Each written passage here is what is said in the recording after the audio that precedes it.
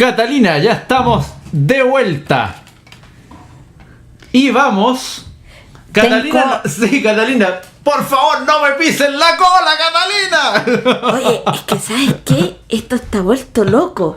Así que te voy a tomar unos minutitos para mandarle unos saludos a Juan Frugón Vargas, a Edgar Salvatierra, a María José García Bravo, a Liliana Streiser Cabrera, a Miguel Alejandro Castillo y a los rinconianos, entre ellos Mauricio, la Carola, Don Germán, Superman Francisco, ya la Angelito, que están todos escuchándonos, la Yeca, que en la mañana todos además me mandaron saludos de cumpleaños, así que un saludo a ellos también. Y ahora sí, Manuel, ¿en qué habíamos quedado con la historia? En varias cosas, pero con tantas interrupciones ya no sé qué hablar.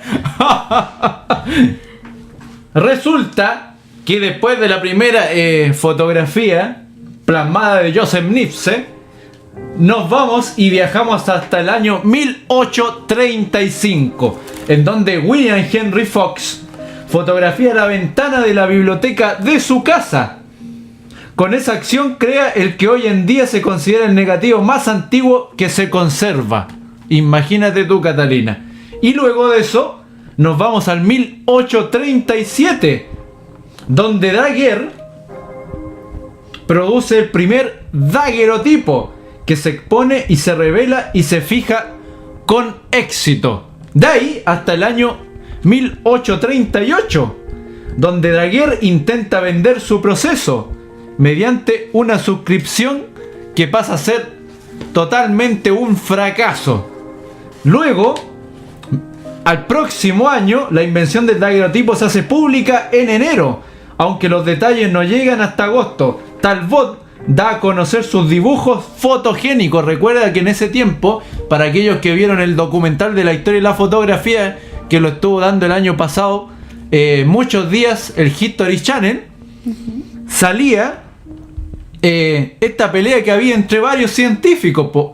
Uno que practicaba una fotografía que era muy diferente a la que hacía el otro. Porque había uno de ellos que hacía imágenes que eran como sombras chinas. Te das cuenta, mucho blanco y mucho negro, pero no había absolutamente ningún detalle.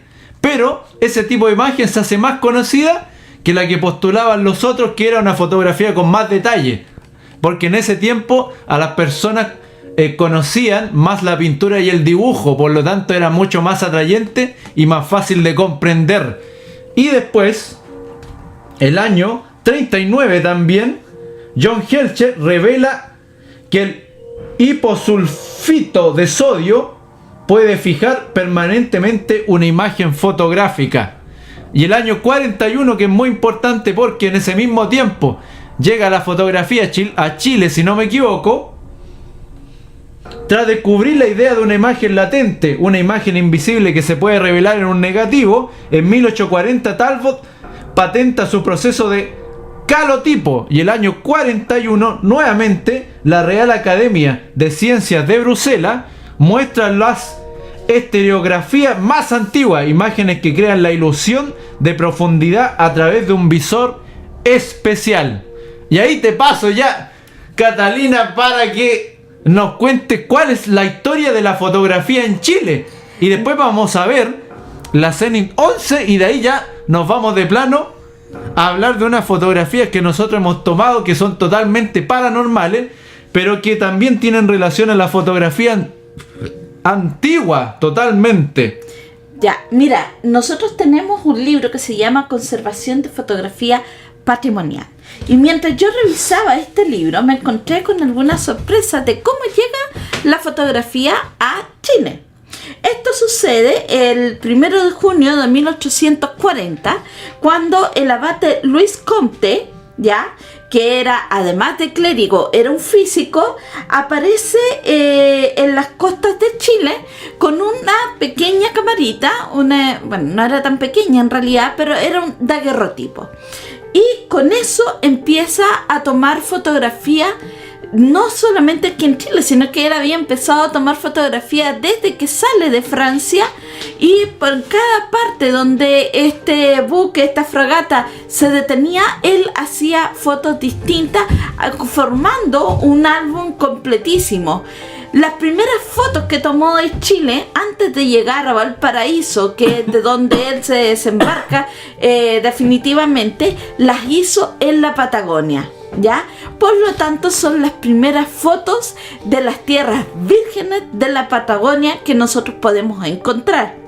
Cuando él llega a Valparaíso, inmediatamente él encuentra que su cámara podía ser un interesante elemento, ya sea para poder ganar algo de dinero, como también para poder documentar algunas cosas que le parecían muy interesantes de este otro país que estaba al otro lado del mundo, y más encima al fin del mundo. Cuando fue tan impresionante, tan llamativa esta situación de que llegara una cámara fotográfica, que el diario Mercurio de Valparaíso dio noticia de este hecho, publicándolo en su página en el diario número 3438 que había sido publicado, ¿ya? Bueno, con el tiempo ya no era una sola cámara. Empezaron a llegar otras cámaras que venían por encargo desde Europa, y estas cámaras empezaron a ser siendo aprovechadas tanto industrialmente como artísticamente. Una de las asociaciones que más aprovechó esta situación fueron los hermanos Helbig, que se instalaron en Valparaíso, y ellos con el tiempo empezaron a desarrollar distintas aristas de la fotografía. Ya no era solo una fotografía de carácter documentalista de la época, sino que empezó a tomar ribetes, como decíamos, más artísticos, en este caso el retrato. Hay que recordar que antiguamente solamente las familias pudientes o de clase media, pero que tenía la posibilidad de darse ciertos lujos, podía contratar a un artista para que le hiciera un retrato pintado. Con el fenómeno de la fotografía, claro, empiezan las personas más pudientes a hacer fotografía, pero como no era tan costoso como contratar a un artista, empezó a masificarse en la población, y empezó a mezclarse el lujo con lo sentimental. Y aquí es donde nosotros vamos a pasar a una parte muy mágica, muy mística, pero también bastante importante en el ámbito folclórico patrimonial, porque nace al mismo tiempo que en Europa, aquí en Chile, la costumbre de la fotografía post-mortem, ¿ya? Uno de los principales fotógrafos que se dedica a esto fue... ayúdame con el nombre porque se me olvidan los nombres, Manuel. ¿Te acuerdas? ¿De qué año estaba hablando? Estamos hablando de pasado en 1860. Fotografía post-morte, son varios los que hicieron fotografía post-morte en Catalina. De hecho, acá yo estoy viendo que hay una fotografía muy conocida que se llama Dos mujeres posando en una silla de 1850. Y esa ya tiene, no es post-mortem, pero se parece mucho. ¿Sabes por qué se hacían esas fotografías a propósito, Catalina? Porque el daguerrotipo, o sea, las primeras cámaras que existieron, no podían congelar a alta velocidad. Por lo tanto, se hacían imágenes de naturaleza muerta. Nos referimos a naturaleza muerta a todo lo que no tiene movimiento y puede ser fotografiado en una mesa, por ejemplo, como las vanitas, en donde sale una calavera al lado, salen frutas, sale cortinaje. Bueno, es un conjunto, es una gran composición, pero de objetos inamovibles y naturaleza muerta, como cualquier tipo de vegetal o fruta. Y en vista de que tú no podías fotografiar a alguien corriendo en la calle, además de que estos aparatos eran tremendamente pesados porque tenían un trípode de madera enorme y la caja pesaba unos cuantos kilos más. Tú siempre, por lo general, no se sacaban de la casa, y los que lo sacaban lo tenían que sacar en un carrito, en un triciclo, qué sé yo. Entonces, en vista de eso, se le hacía fotografía a lo inamovible, y de ahí parte la fotografía post-mortem, porque ese es un recuerdo, pero muy fácil de hacer a propósito, Sí. porque tú dejabas al angelito sentadito ahí, y como ya estaba fallecido, era mucho más fácil realizarle la fotografía. Acuérdate que hasta el día de hoy, una de las fotografías más complicadas de hacer es la fotografía de bebés. Porque el fotógrafo no solo saca la foto, sino que tiene un cascabel por un lado, después mueve un peluche por el otro y con la cámara en la mano hasta que logras congelar al bebé y que además salga muy bello. Sí, mira, bueno, para nuestros amigos, ya que estamos grabando, acá está el libro del que yo le hablaba, de conservación de fotografía patrimonial. En este libro ya encontré el dato que se me había extraviado. En 1848 alrededor de esa fecha, empiezan a instalarse las primeras oficinas ya o estudios para el retrato post-mortem. Anterior a eso, la gente, los fotógrafos, se dirigían con todos sus instrumentos a las casas de las personas que tenían a su fallecido y le realizaban la foto ahí. Generalmente las personas las dejaban acostadas o apoyadas en una silla y las decoraban como si estuvieran vivas, y la gente que estaba viva a veces se ponía alrededor. Podía ser fotos individuales con el muertito solo, o podrían ser fotos grupales que les tomaba un poco más de tiempo. Los primeros que se dedicaron a la fotografía en estudio ya es justamente uno de los personajes que nosotros ya habíamos mencionado, que eran los hermanos Helbig. Bueno, en este caso es Thomas Helbig. Y posteriormente se instala con su propio estudio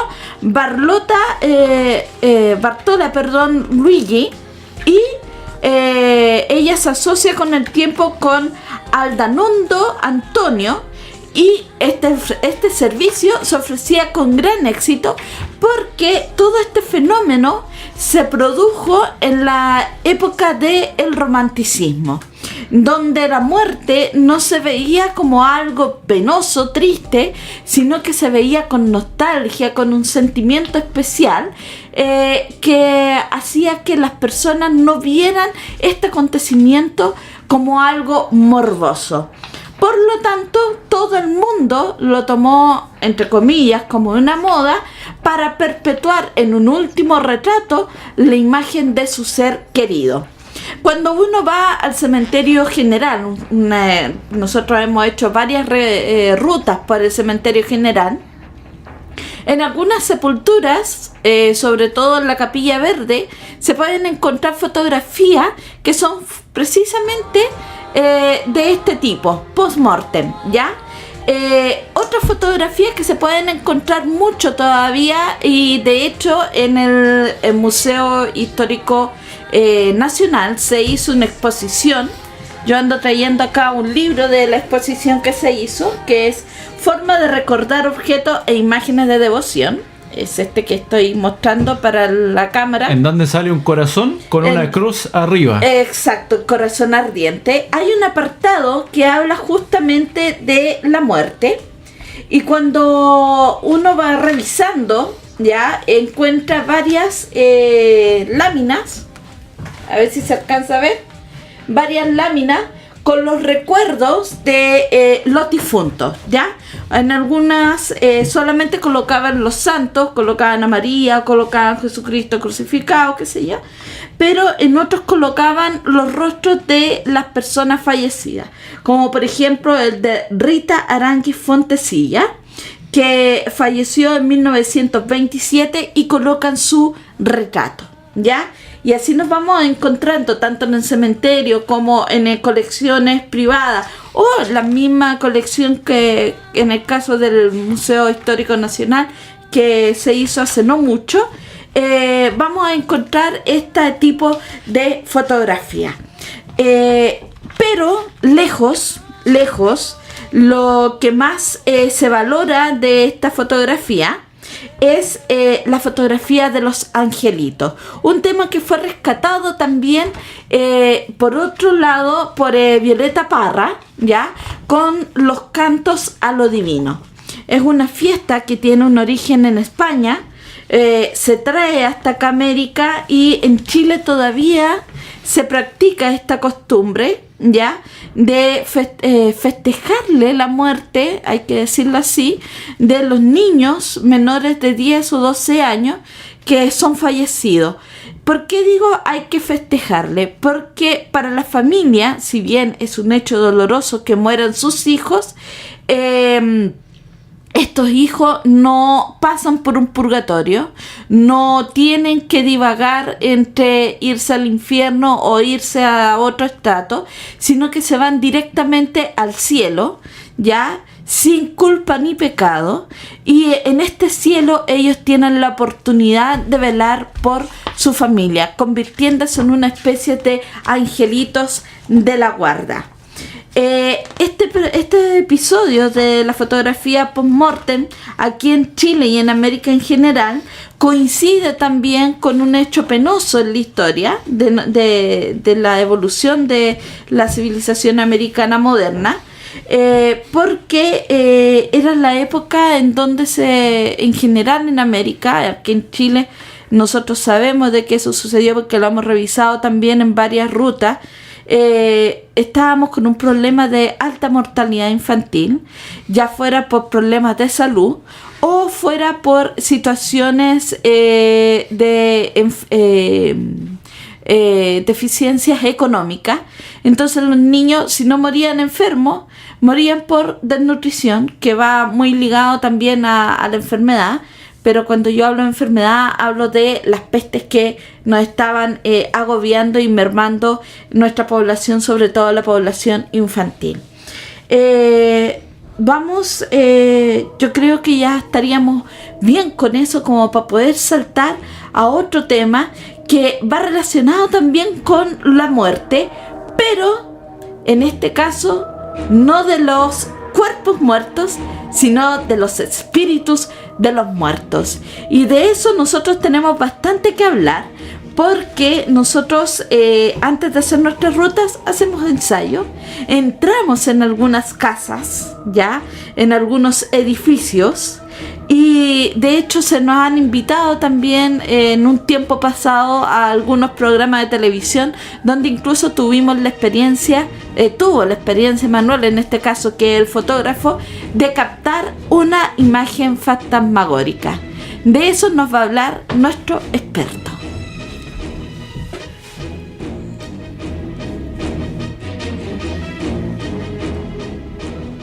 Antes de ir a eso, Catalina, vamos a darle el nombre de una fotografía y su autor para que la busquen. No es una imagen chilena, por supuesto, pero que ha quedado en la historia. Ustedes tienen que buscar en Google cosecha de muerte Gettysburg en Pensilvania del año 1863. ¿Por qué es tan importante esta imagen? Porque al igual que la fotografía post-mortem en batalla, esta es la más conocida de todas. Y muestra algunos pedacitos en los que hay que fijarse como navegando por la imagen, y se ve una niebla matutina, al fondo un hombre a caballo. Los principales personajes de esta imagen son 3 cadáveres que están al inicio y hombres sin zapato, pero es una imagen totalmente desoladora, Catalina, y que es muy interesante ver porque se parece mucho a las imágenes que sacaron en algún momento en la Guerra del Pacífico. Por lo tanto, dicen que la historia es cíclica y pasa en todos los lugares, y las fotografías por lo general son muy parecidas una de otra. Sobre todo yo, que soy fotógrafo callejero, muchas veces uno hace una imagen y la imagen ya fue hecha 1.000.000 de veces antes, cientos de años también. Entonces hasta la imagen de fantasma puede ser parecida, pues el mismo rayón que está en el lente aparece en otro rayón en otra cámara y todos creemos que es un fantasma. Entonces nos vamos a la música y de vuelta ya le explico lo que es la CENI 11 y para que veamos por qué a veces lo que nosotros vemos no es un fantasma y a veces puede que sea así. Nunca vamos a saber qué está al otro lado del planeta, como el programa de nuestro amigo Arcano Catalina.